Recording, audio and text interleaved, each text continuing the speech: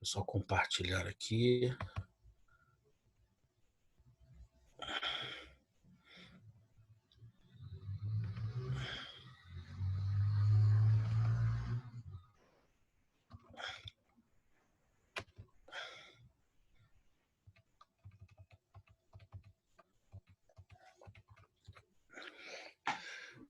Só estranho, Vocês... né? O que tá. Aparece na apresentação, só que uma tarja preta em. Ah, saiu. Tava uma tarja Eu? preta. Show. Tá visualizando bem? Perfeito. Beleza. Engraçado, antes conseguia me ver, agora não tá conseguindo, eu não tô conseguindo ver vocês, só tô vendo a tela. Ó, voltou essa tarja preta aí em cima. Agora só a câmera. Deixa eu compartilhar de novo.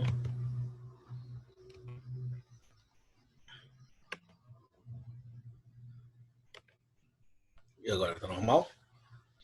Voltou a exibir aqui, tá com a tarjinha preta. Acredito que esteja aparecendo para todo mundo. Deixa eu ver aqui. Fernando, parece uma tarja preta aí para você? Em cima? Em cima do arrependimento, né? Isso. Ah, Estranho, Léo. Tá só uma tá só a apresentação aí, o PowerPoint, ou tem algum outro programa aberto? Ah, pode ser o videozinho. Se quiser só minimizar, Ah, tá, já vi. Peraí.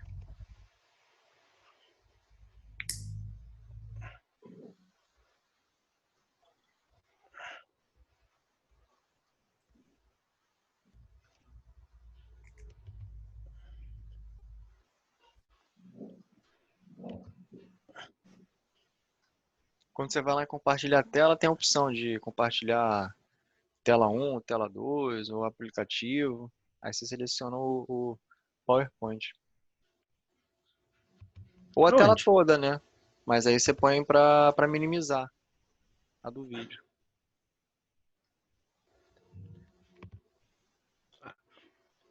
É engraçado isso. Ah, é PDF, né? Aí vai lá em ferramentas e vai naquela opção de exibir tela cheia. Ah, não, sim, mas o... Ó, agora não tá mais aparecendo a tarja preta. Vamos tentar de novo. Esse agora vai. Beleza, agora tá ok. Tá ok, Fernando? Show. o Joel, agora está sem a taxa. Maravilha. Beleza. Pessoal, se alguém tiver alguma dificuldade, alguma coisa, é só me chamar aqui no chat. Se eu vou fazer o mesmo esquema tentando. Eu vou avisar antes, mas compartilhar o vídeo. E aí, se tiver algum probleminha, tu me avisa, por favor. Beleza. Aí se o pessoal, eu peço só pro pessoal me avisar aqui pelo chat que eu te aviso aí, Léo, a gente tenta resolver. Ah, Pode beleza. seguir. Então, valeu.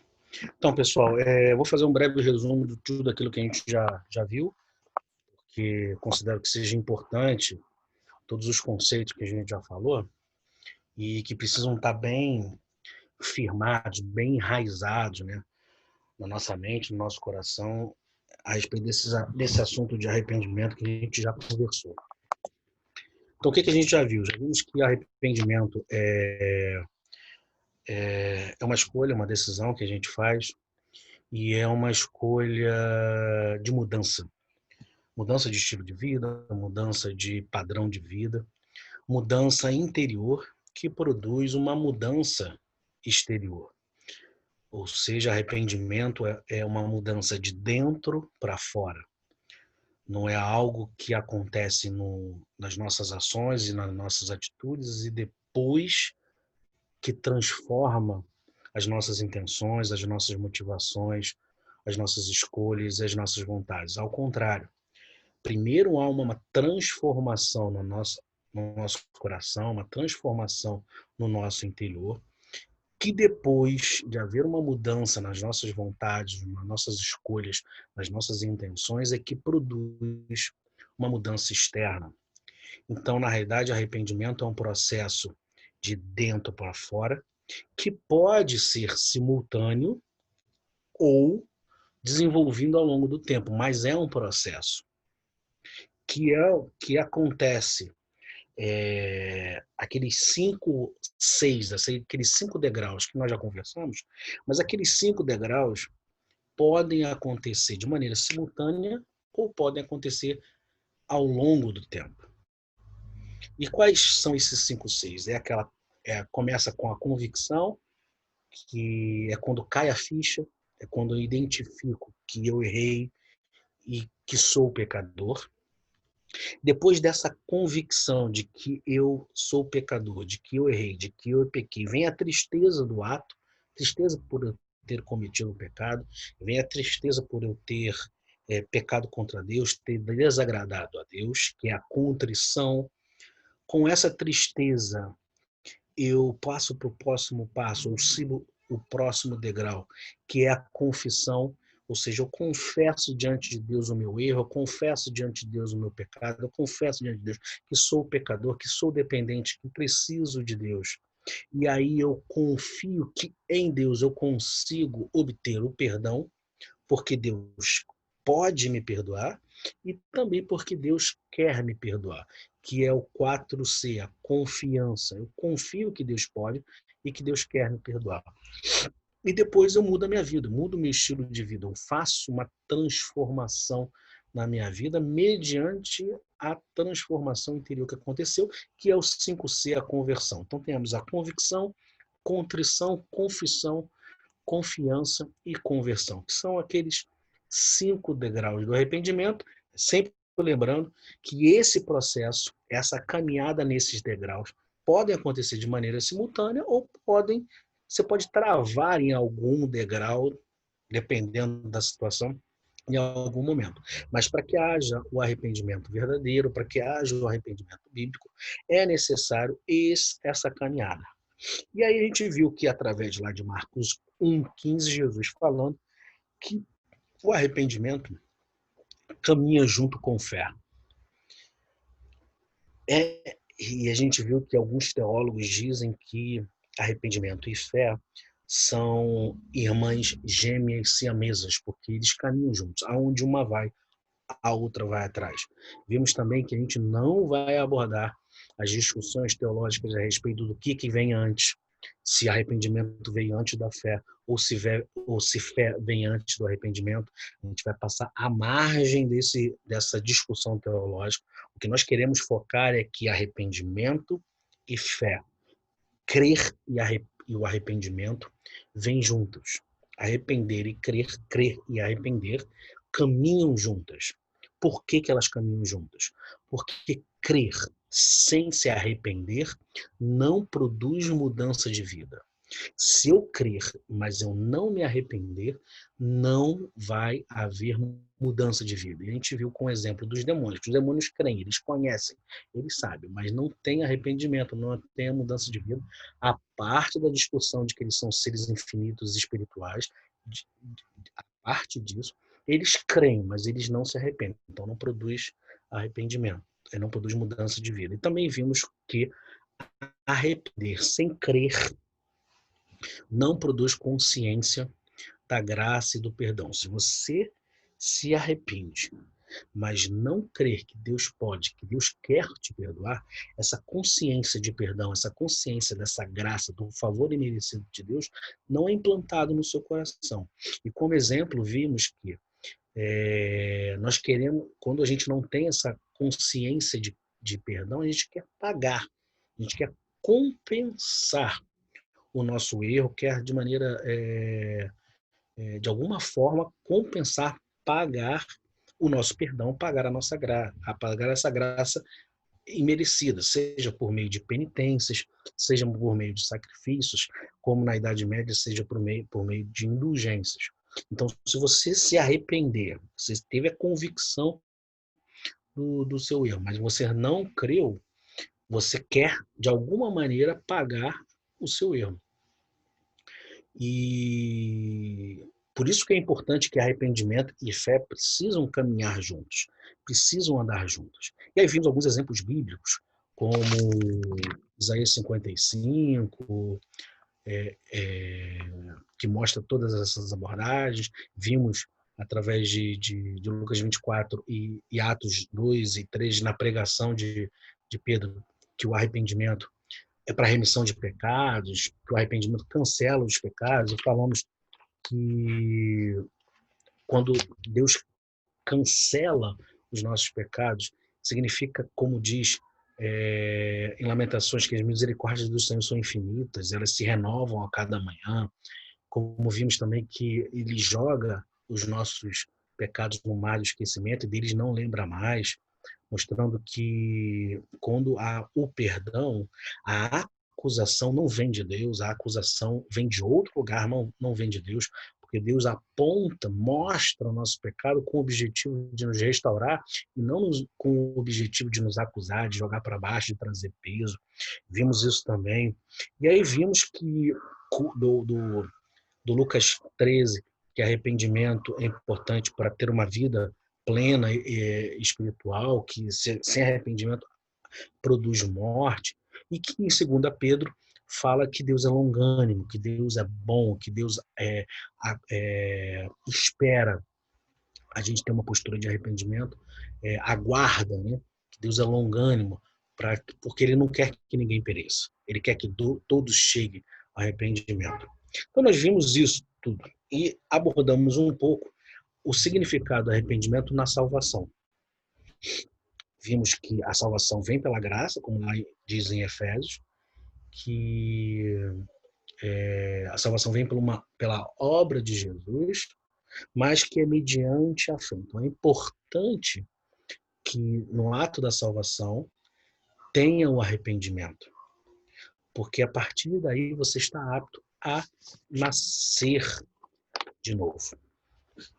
E a gente vai abordar um pouco mais nascer de novo mais à frente. Agora, então, esse é o breve resumo de tudo aquilo que a gente já falou. Agora, qual é o significado do arrependimento no nosso dia a dia? Na nossa caminhada cristã?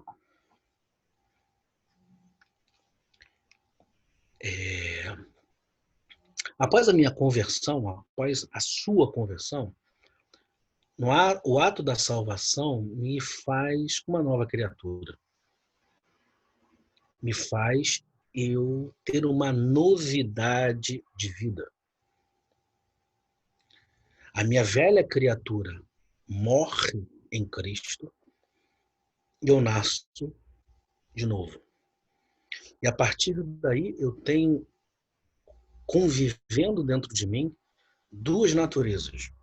A natureza humana e a natureza divina. No ato da minha conversão com o batismo, eu morro a minha velha natureza com Cristo e renasce, ressurge.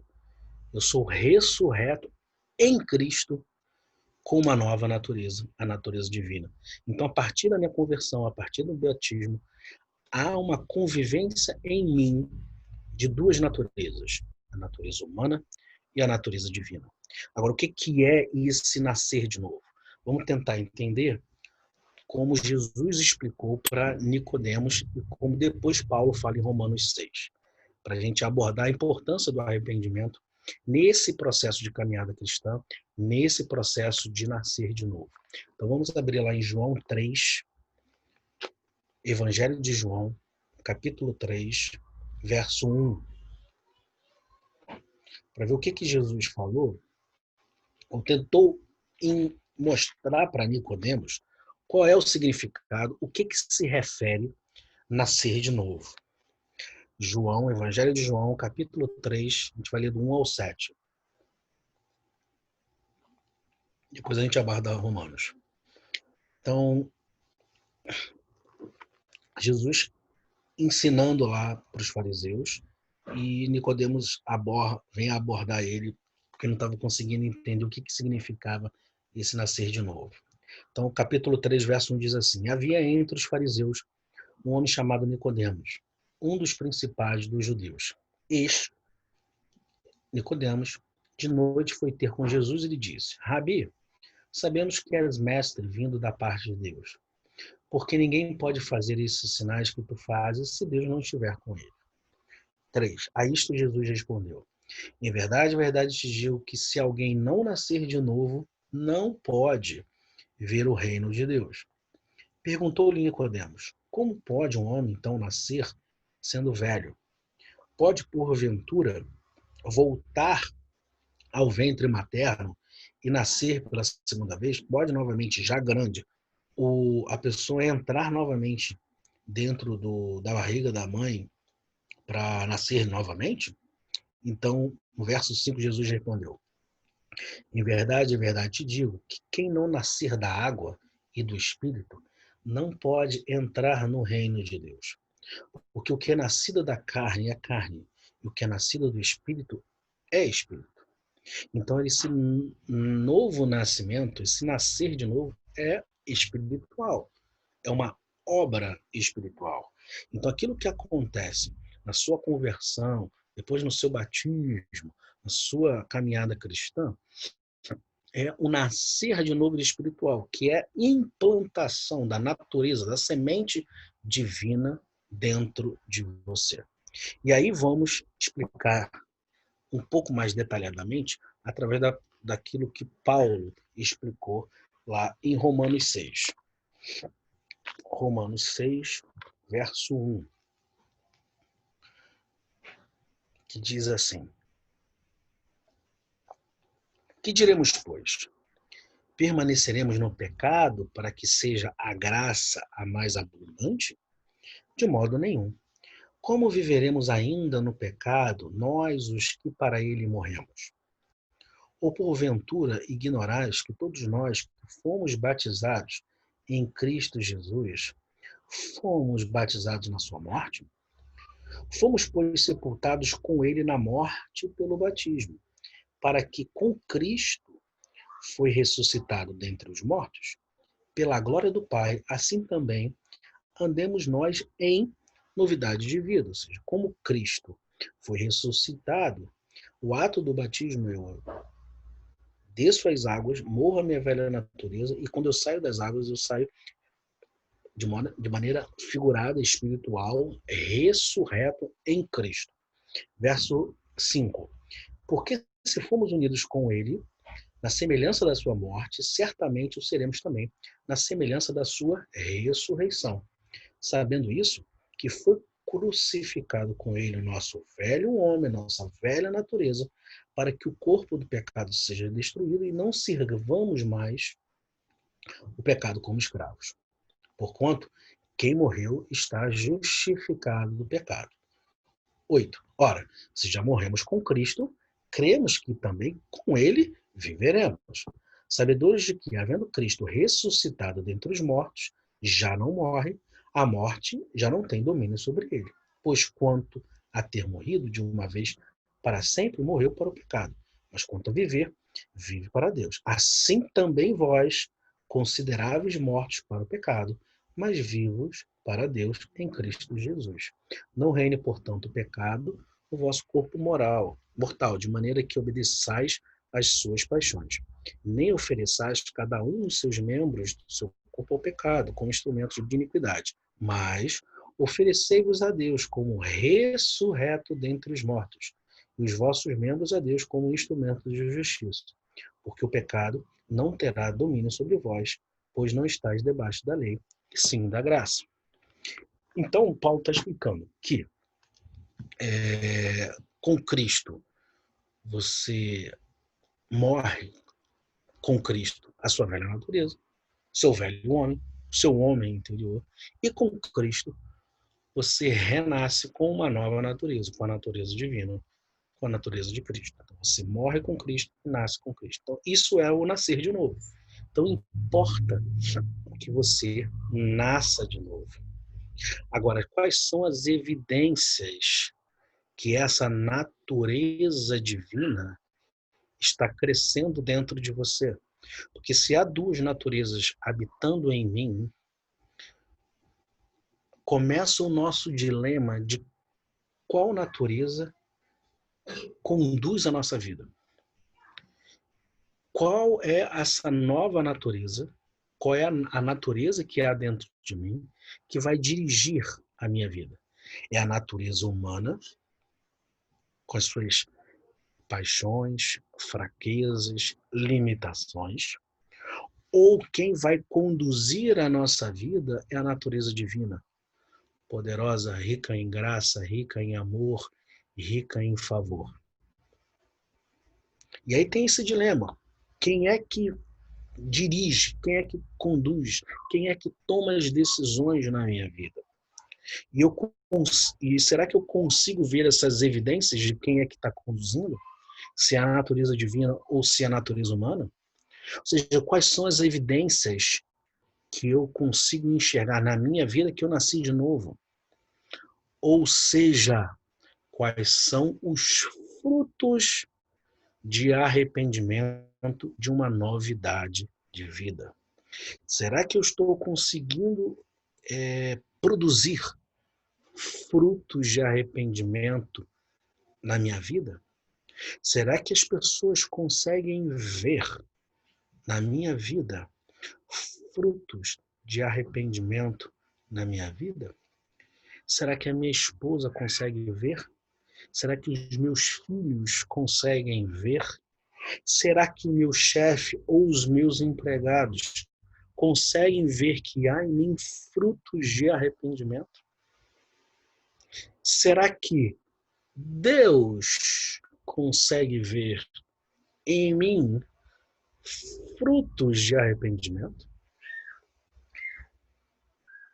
Só que para que eu consiga ver as evidências, eu preciso saber o que são esses frutos.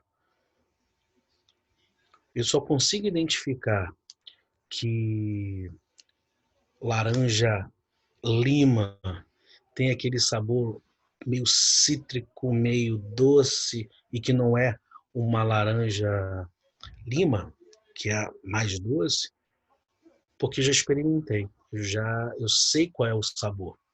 Então eu preciso saber quais são esses frutos. Então, quais são os frutos de arrependimento? Alguns, são vários, mas a gente vai, através de João Batista, identificar alguns. Porque teve algum momento que na pregação de João Batista, as pessoas começaram a perguntar: o que eu preciso fazer então para eu obter a salvação? O que eu preciso fazer? Perguntaram para João Batista. E aí João Batista respondeu lá em Lucas 3. Perdão, Lucas 3. Vamos abrir lá em Lucas 3, Evangelho de Lucas, Evangelho de Jesus segundo Lucas, capítulo 3.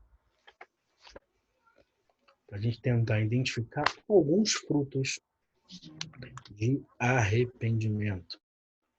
Para ver se eu estou produzindo, se a árvore da minha vida está produzindo frutos de arrependimento. João, capítulo 3, verso 1. A gente vai focar mais a partir do verso 11, mas para a gente entender um pouco o contexto, vou ler lá do verso 1, tá? Do Evangelho de Lucas, capítulo 3. Diz assim: no 15º ano do reinado de Tibério César, sendo Pôncio Pilatos governador da Judéia, Herodes, tetrarca da Galiléia, seu irmão Filipe, tetrarca da região da Itureia, Traconites e Lisânia, tetrarca de Abilene, sendo sumos sacerdotes Aná e Caifás, veio a palavra de Deus a João, filho de Zacarias, a João Batista. 3. Veio a palavra de João a João Batista no deserto. 3. Ele percorreu toda a circunvizinhança do Jordão, pregando batismo de arrependimento para remissão de pecados, conforme está escrito no livro das palavras do profeta Isaías. Vós do que clama no deserto, preparai o caminho do Senhor, endireitai as suas veredas. Todo vale está aterrado e nivelados, todos os montes e outeiros. Os caminhos tortuosos serão retificados e os escabrosos aplanados, e toda a carne verá a salvação de Deus.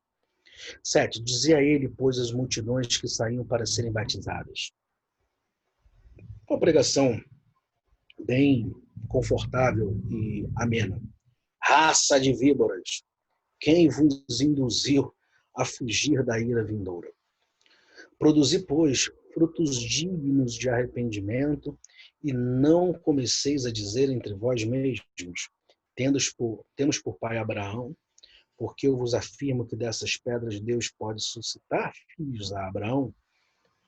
E também já está posto o machado à raiz das árvores. Toda árvore, pois, que não produz bom fruto, é cortada e lançada no fogo. 10. Então as multidões o interrogavam dizendo, pô, beleza, tua mensagem é bem forte. Agora, o que nós vamos fazer então? Se a nossa convicção, e é esse o contexto, se a nossa convicção de que nós somos judeus, temos por pai de Abraão, não precisamos fazer mais nada, já somos salvos. Só que você está dizendo que não, porque mesmo de pedras, Deus pode fazer filhos de Abraão. Então, o que a gente tem que fazer? E aí, no verso 11, ele começa a responder. Então, João Batista disse no verso 11, quem tiver 2 túnicas, reparta com quem não tem. E quem tiver comida, faça o mesmo. Foram os publicanos para serem batizados e perguntaram, mestre, o que nós, então, devemos fazer? João Batista responde, 13, não cobreis mais do que o estipulado. E no 14, também soldados lhe perguntaram, e nós, o que faremos? E ele lhes disse, a ninguém maltrateis, não deis denúncia falsa e contentai-vos com o vosso sogro. 15. Estando o povo na expectativa, discorrendo tudo no seu íntimo a respeito de João, se não seria ele, porventura, o próprio Cristo. Disse então João a todos, eu na verdade vos batizo com água, mas vem o que é mais poderoso do que eu, do qual não sou digno de desatar as correias das sandálias. Ele, se referindo a Jesus, vos batizará com o Espírito Santo e com fogo. Então aqui, João Batista está mostrando algumas características, alguns frutos do arrependimento. E a gente vai discorrer um pouco sobre esses frutos. No verso 11, ele diz, começa a responder as perguntas. As multidões perguntavam, o que nós vamos fazer? Quem tiver 2 túnicas, reparta com quem não tem. E quem tiver comida, faça o mesmo. O que ele está dizendo a respeito disso? Que é preciso, ou que fruto de arrependimento começa com bondade. Fruto de arrependimento tem solidariedade. Fruto de arrependimento tem cuidado com o outro. Quem tiver 2 túnicas, reparta com quem não tem.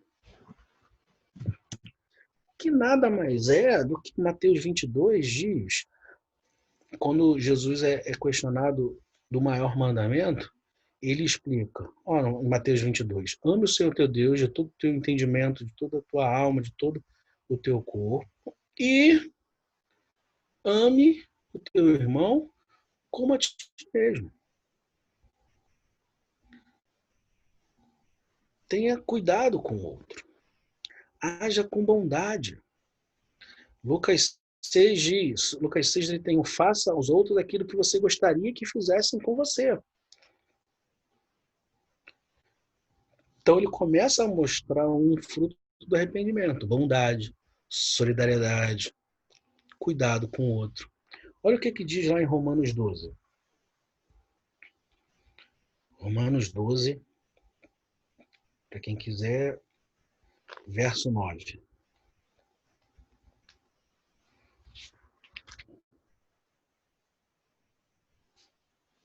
Romanos 12, verso 9. Que Paulo está mostrando quais são as virtudes, né, recomendadas para uma nova vida, para um novo nascimento. E aí a gente pode passar um pouco esse resumo de qualidades ou adjetivos a respeito do que João Batista está falando no verso 11, de bondade, solidariedade. É especificado melhor aqui em Romanos 12, verso 9. Olha, o amor seja sem hipocrisia, detestai o mal, apegando-vos ao bem. Amai-vos cordialmente uns aos outros, com amor fraternal, preferindo-vos em honra uns aos outros. No zelo, não sejais remissos, sede fervorosos de espírito, servindo ao Senhor. Regozijai-vos na esperança, sede pacientes na tribulação, na oração perseverantes, compartilhai as necessidades dos santos, praticai a hospitalidade, abençoai os que vos perseguem, abençoai e não amaldiçoeis. Alegrai-vos com os que se alegram e chorai com os que choram. Cuidado com o outro. Tenha compaixão. Alegrai-vos, 16. Tende o mesmo sentimento uns para com os outros. Em lugar de seres orgulhosos, condescendei com que é humilde, não sejais sábios aos vossos próprios olhos. Não torneis a ninguém mal por mal, esforçai-vos por fazer o bem perante todos os homens. Se possível, quando dependem de vós, tende paz com todos os homens.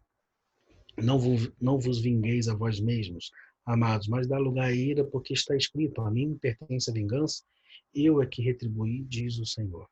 Pelo contrário, se teu inimigo tiver fome, dá-lhe de comer. Se tiver sede, dá-lhe de beber, porque fazendo isto, amontoarás brasas vivas sobre a sua cabeça. Não te deixes vencer do mal, mas vence o mal com o bem, bondade. Um dos frutos do arrependimento é bondade, solidariedade, cuidado com o outro.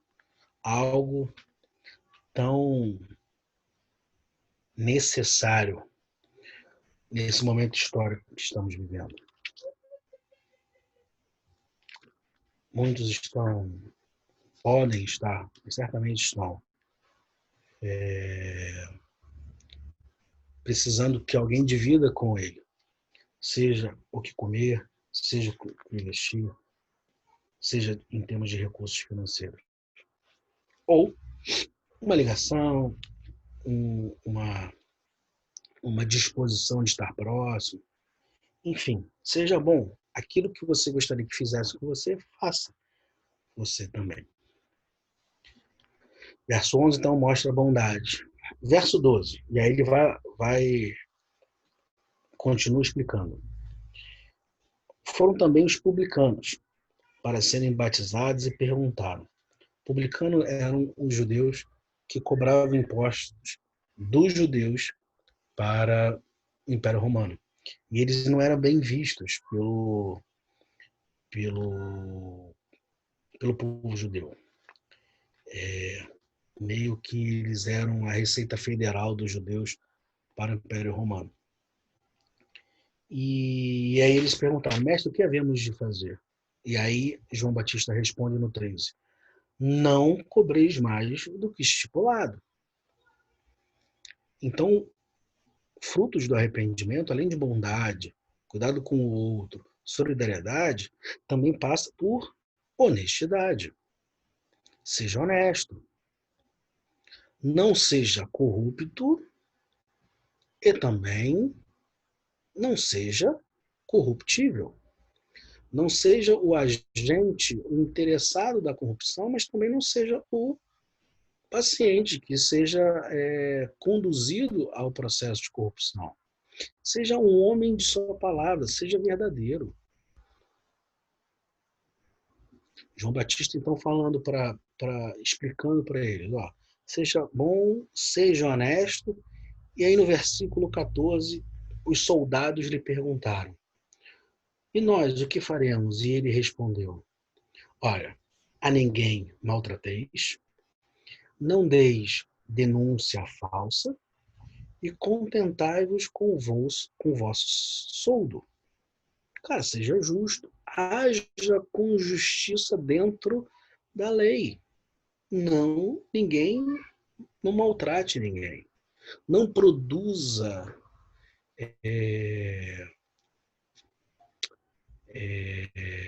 prova que não há. Seja justo, haja com justiça. Pese adequadamente a sua justiça humana.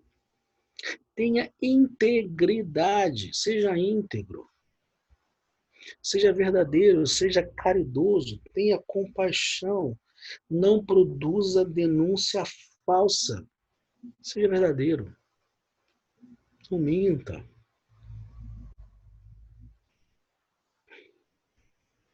Então, frutos de arrependimento, João Batista falou, é bondade, cuidado com o outro, solidariedade, honestidade, justiça, seja justo, seja íntegro, seja verdadeiro, tenha compaixão. E lá no final ele fala, contentai-vos com o vosso soldo. Seja grato, tenha gratidão com Deus. Olha o que diz lá em Hebreus 13. Hebreus 13, capítulo 13, verso 6.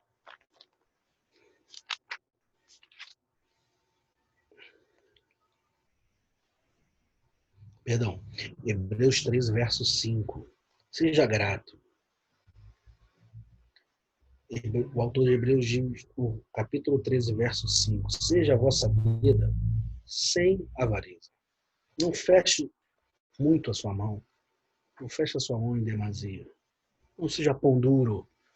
Seja sem avareza.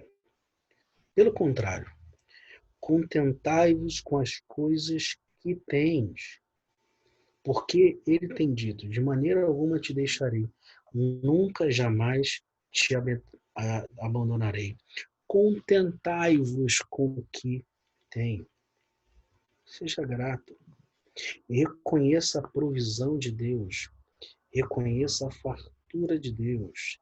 Reconheça que Deus tem te dado o suficiente. Talvez Deus não tenha ainda te dado aquilo que você quer, mas certamente Deus já te deu aquilo que você precisa. Então, por isso você pode ser grato. Por isso você tem motivo para, no seu coração, reinar a gratidão. Então, fruto de arrependimento, quais são as evidências do novo nascimento na minha vida? Bondade, solidariedade, cuidado com o outro, honestidade, integridade, verdade, gratidão. Verso 16. Disse João Batista a todos: eu, na verdade, vos afirmo, batizo com água, mas vem o que é mais poderoso do que eu, do qual não sou digno de desatar-lhes as correias da sandália. Ele vos batizará com o Espírito Santo e com fogo. As pessoas começaram a perguntar ou questionar, através da pregação de João Batista, se João Batista era o próprio Cristo. E ele rebateu de imediato, dizendo: eu não sou digno de desatar-lhe as correias da sandália. Mostrando humildade. Ele não se vangloriou, ele não aproveitou essa oportunidade para crescer. Ao contrário, ele mesmo diz que o Senhor cresça e eu diminua, mostrando humildade, mostrando o princípio do primeiro ensinamento de Jesus lá em Mateus 5, no Sermão do Monte. Humildade. Bem-aventurados os humildes de espírito, porque deles é o reino de Deus.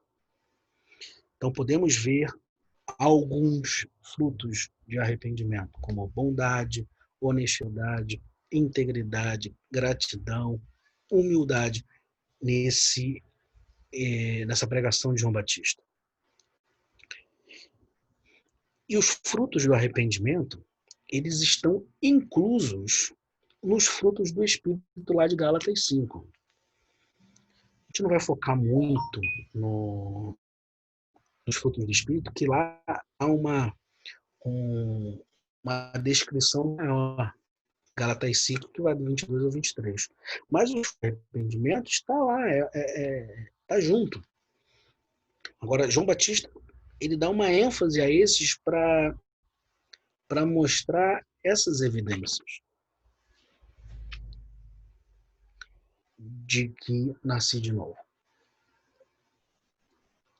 A nossa caminhada é feita de tropeços e levantadas. Como se diz por aí, o cair é do homem, mas o levantar é de Deus. Nós não somos infalíveis, nós iremos pecar, nós iremos errar. Agora, a nossa atitude, a nossa decisão, a nossa escolha a partir do erro importa. Se vamos seguir na trajetória do 5-6, errei, me conscientizei do erro, o que eu vou fazer? Eu vou produzir os 5-6 na minha vida, eu vou reconhecer o meu erro, eu vou ficar triste com, mais uma vez, ter desobedecido a Deus, eu vou confessar esse meu pecado a Deus, eu vou acreditar que Ele quer me perdoar, eu vou mudar a rota, não vou procurar não praticar mais, ou eu vou ficar remoendo o erro, ou eu vou não vou dar tanto valor assim na minha desobediência, ou seja, não vou prestar mais atenção, não vou mudar a minha vida. Qual vai ser a minha atitude? Qual vai ser a minha escolha? Ou seja, quais frutos de arrependimento eu vou produzir na minha novidade de vida da minha caminhada cristã? Se eu não sou infalível, se eu sou humano e vou errar, eu posso acreditar que Deus vai me perdoar e que Deus quer me perdoar. Então, é o que diz lá em 1 de João. Quando pecamos e nos entristecemos, ao confessar o nosso pecado, vamos receber perdão e força para continuar, para não desistir. 1 de João 1. Primeira carta, não evangelho, João, capítulo 1, verso 8 e 9.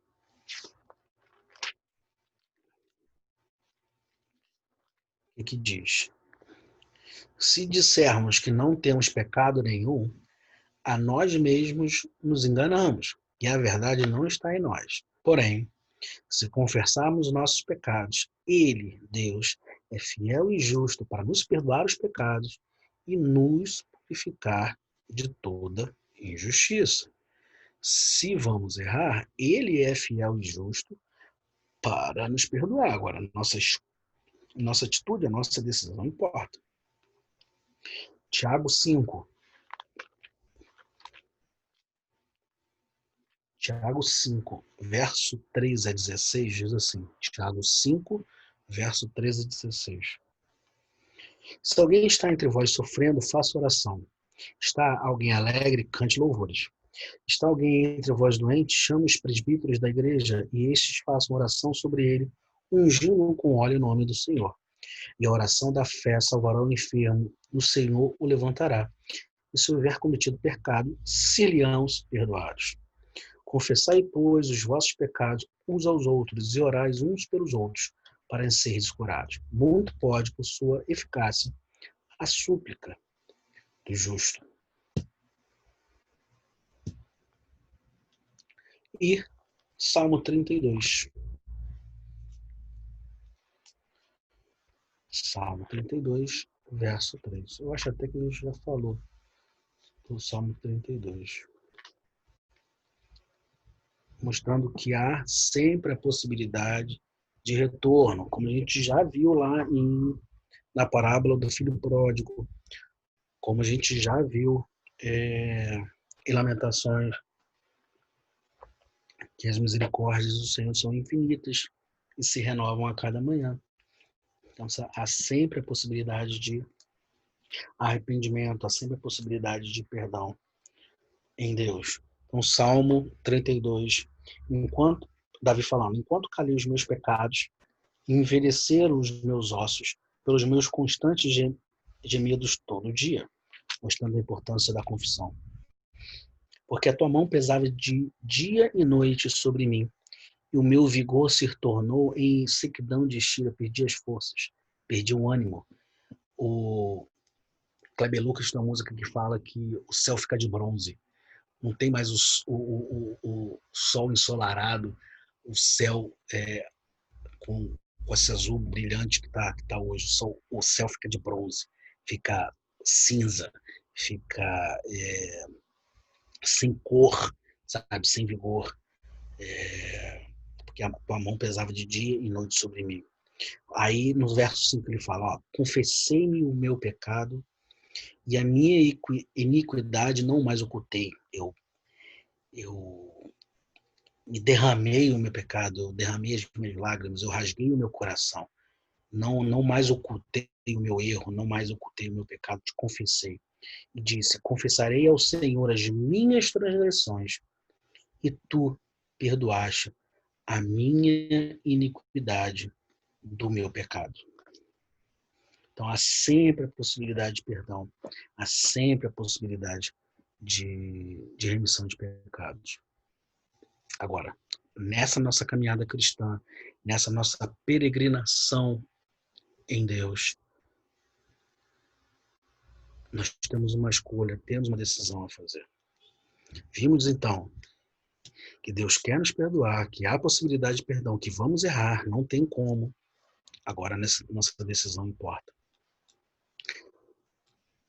Só que eu quero enfatizar com algumas perguntas quais são as evidências desses frutos de arrependimento que a minha vida tem produzido. Quais são os frutos que a árvore da minha vida está produzindo? Quais são os frutos que as pessoas ao meu redor têm observado? Quais são os frutos que as pessoas ao meu redor têm comido através da minha árvore? Quais são os frutos que a minha esposa, que o meu esposo tem visto em mim? Quais são os frutos de arrependimento que os meus filhos ou as minhas filhas têm visto em mim? Quais são os frutos que os meus pais, que as minhas mães têm visto em mim? Quais são os frutos que a minha família tem visto? Os meus amigos, os meus parentes, será que eles têm visto bondade, honestidade?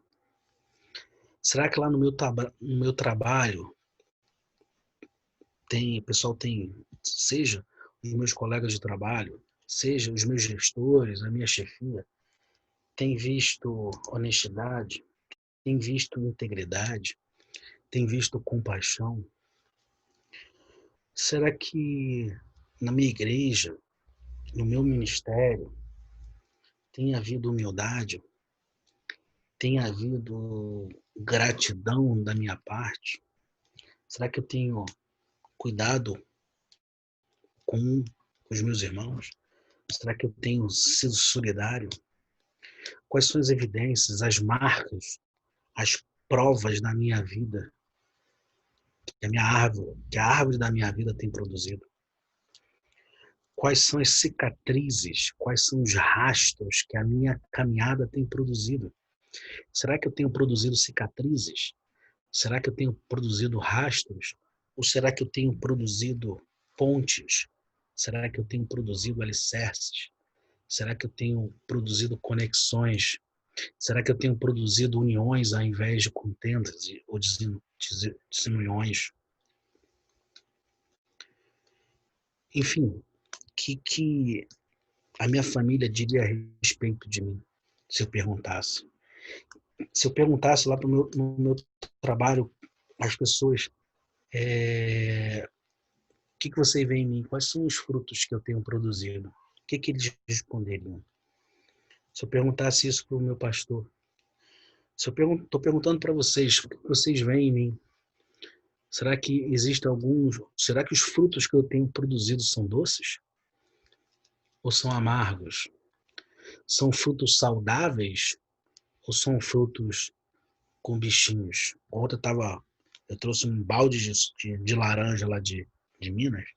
E aí eu fui fazer suco, fui espremer as laranjas, né? Aí tinha umas laranjas lá que tava com, não sei se era bichinho, mas tinha uma parte estragada. Qual é a laranja que eu tenho produzido? É uma laranja que produz um bom suco ou uma laranja que produz um suco amargo? Ou pelo menos uma laranja que contamina todo o restante do suco que estava bom, estragando? O que que Deus diria ao meu respeito se eu perguntasse para ele: Deus, quais são os frutos de arrependimento que eu tenho produzido na minha caminhada cristã?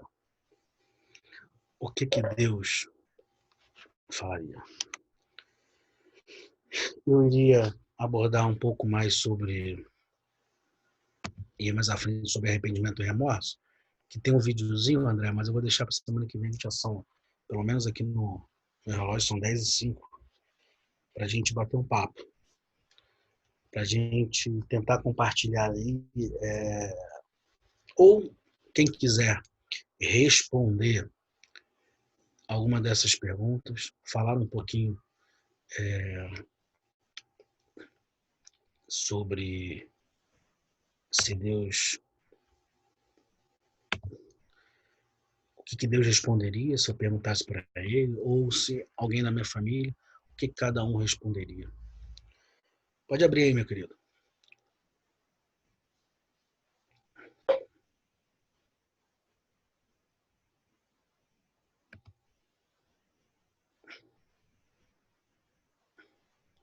André?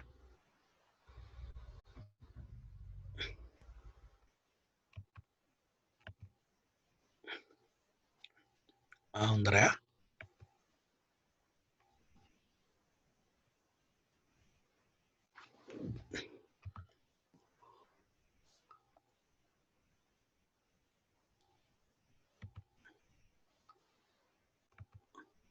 André? André? Desculpa, Léo, tô ativando aqui o som. Tá. Se estivesse sozinho.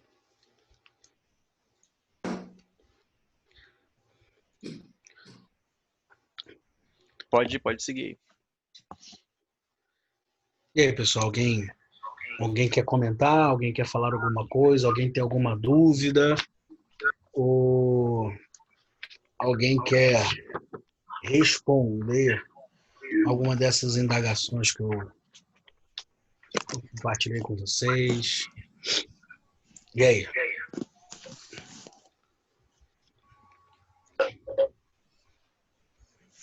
Amém. Posso dar uma palavrinha? Fala aí, meu querido. Primeiramente, te agradeço pela aula, foi muito edificante. Foi falado tanta coisa, né? Tanta coisa que agora o desafio de cada um é analisar minuciosamente cada tópico que foi falado para poder desenvolver. E, baseado em tudo que foi dito, eu quero fazer um interessante, porque em determinado momento você falou que depois fica o conflito, né? Sobre qual natureza vai dirigir a nossa vida. Uma vez que nós nos arrependemos, nós mudamos a nossa atitude, né? Aquele giro de 180 graus, não pode ser 360, senão a gente volta para o mesmo lugar. E você tem uma mudança de rota, e você começa a ter atitudes completamente contrárias àquelas do quais você tinha anteriormente. Só que um ponto muito interessante que eu vejo lá, quando o nosso querido Pedro pregou em Atos 2, é quando ele fala aqui sobre arrependei-vos, sejam batizados para perdão dos pecados. E a frase que eu queria destacar, recebereis o dom do Espírito. E isso faz toda a diferença, porque muitos de nós, na vida cristã, podemos, ao longo da nossa caminhada, nos sentirmos frustrados, porque muitos de nós talvez não consigamos ter vitórias sobre o pecado. Muitos de nós podemos ter dificuldade. Poxa, mas eu estou tendo dificuldade, mas eu sou cristão já há 5 anos, 6 anos, 7 anos, eu não consigo vencer aquilo, eu não sei mais o que fazer, eu já decidi no meu coração. Só que a gente entende, a gente às vezes não entende, que não é apenas a decisão. A decisão, como foi visto lá em João, em 1 João, ela vai nos dar força, né? Ela vai nos capacitar, ela vai nos dar força para vencer o pecado. Mas aí entra o dom do Espírito. O Espírito Santo, que faz a obra, que convence o ser humano do pecado, que convence o ser humano do juízo, que convence o ser humano da justiça. Então, como que a gente vai ter vitória? Como que a gente vai conseguir produzir os frutos, né? A Bíblia diz que são frutos do Espírito, não são frutos da natureza, não são frutos da carne. Então, se são frutos do Espírito, nós temos que nos reportar ao Espírito.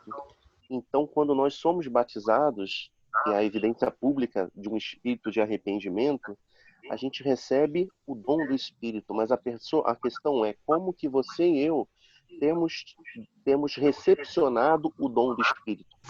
Isso faz toda a diferença. O Espírito, ele é concedido a mim e a você. Mas como que nós temos recepcionado esse Espírito? Nós temos recepcionado ele de forma que ele tem feito morada dentro de nós e tem nos auxiliado a produzir os frutos? Porque aí, quando a gente recebe o dom do Espírito, faz toda a diferença. Porque vai se aliar a nossa decisão, a nossa convicção. A gente já vai ter passado pelos 5 6. Nós já vamos ter passado por aquelas 5 características. Só que a forma que você vai receber o dom do Espírito, que você vai poder usufruir do dom do Espírito na tua vida, que você vai poder utilizá-lo a teu favor para vencer aquele pecado. Porque a gente sabe, né, irmãos, que nós recebemos o Espírito Santo, mas a natureza humana pecaminosa, ela continua dentro de nós. É porque ela perde força, porque agora nós temos o Espírito de Deus conosco. E fica aquela guerra, aquela luta de boxe, um batendo no outro. Vai vencer aquela que você alimentar mais. E eu vejo nisso tudo que você falou com muita propriedade, com muita correção. Só para complementar, né, Léo, a questão de como nós vamos recepcionar o dom do Espírito. Porque a gente toma a decisão, mas a gente tem que se fazer valer do lado espiritual para que a gente venha a ter vitória, a ter continuidade, para que não fique uma decisão que vai te dar vitória hoje e amanhã você vai voltar para o pecado. Aí você vai vencer no outro dia, aí vai voltar para o pecado. Então, que a gente possa utilizar todas as ferramentas, né? Sim. Obrigado, achei ótimo. Legal. Isso mesmo. Bom. Mais alguém, pessoal?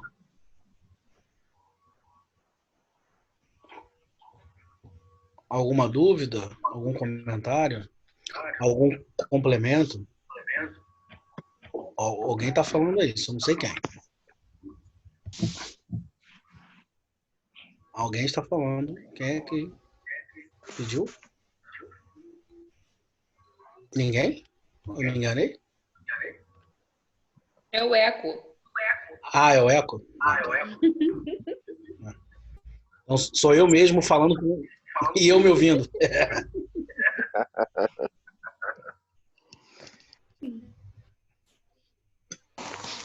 Então, pessoal, como é que você responderia essas perguntas? Quais são os frutos que a árvore da sua vida está produzindo hoje? Nesse período de isolamento, nesse período de quarentena, existem pesquisas que mostram que nesse período o nível de divórcio aumentou, o nível de problemas conjugais aumentaram, o volume de problemas relacionados a pais e filhos aumentaram.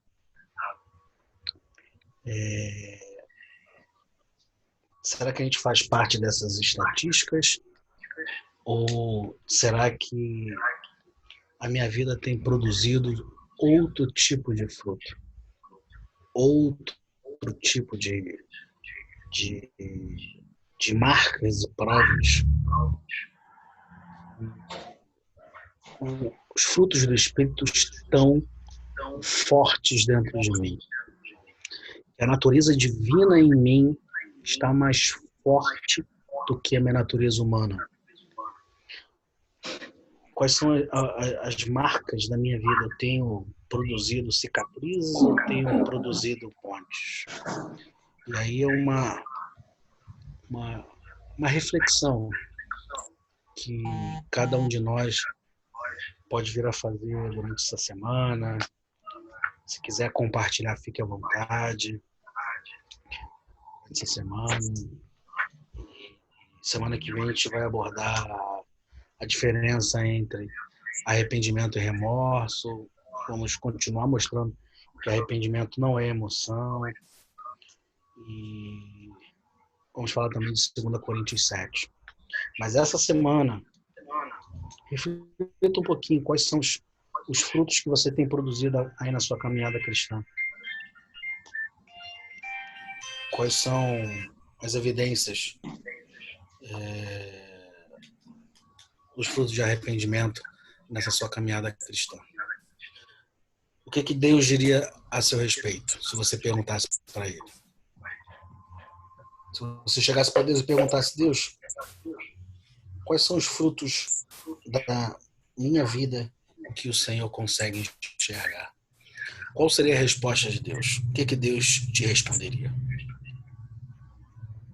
Fica aí para a gente refletir, fica aí para a gente pensar.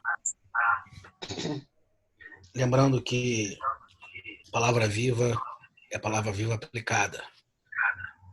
Extrair esses conceitos, extrair esses conteúdos e aplicá-las no nosso dia a dia, na nossa vida.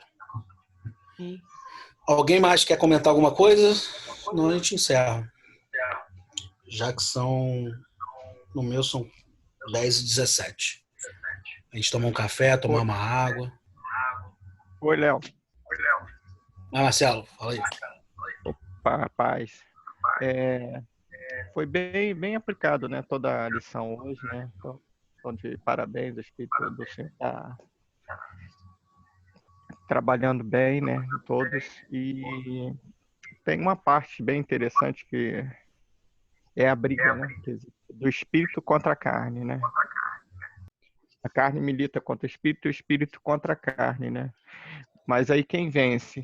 Quem vence é quem é melhor alimentado, né? Se a gente se alimenta bem da palavra, buscar e pedir interpretação realmente do Espírito Santo, essa guerra já foi vencida, né? Porque tem uma parte lá em Efésios 4:8 que o Senhor já levou cativo o cativeiro, né? Ele já levou, né, toda a natureza pecaminosa. Então a gente todos os dias tem que tomar posse dessa palavra, né? É bem interessante lá. Você quer dar uma lida? Esse Efésios 4:8? Efésios 24:8? Efésios 4:8. Ah, Efésios 4. 4:8. Efésios 24 só existe... Não, 4:8. É 4.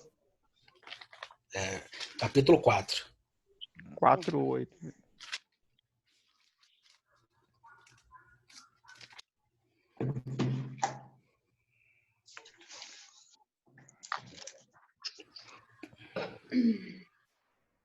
A menção de Que ele está dizendo aí que ele já levou cativo o cativeiro. quando ele subiu às alturas, levou o cativo o cativeiro e concedeu dons aos homens. Levou cativo o cativeiro. Não há mais prisão, não há mais grilhão, inclusive prisão em relação ao pecado.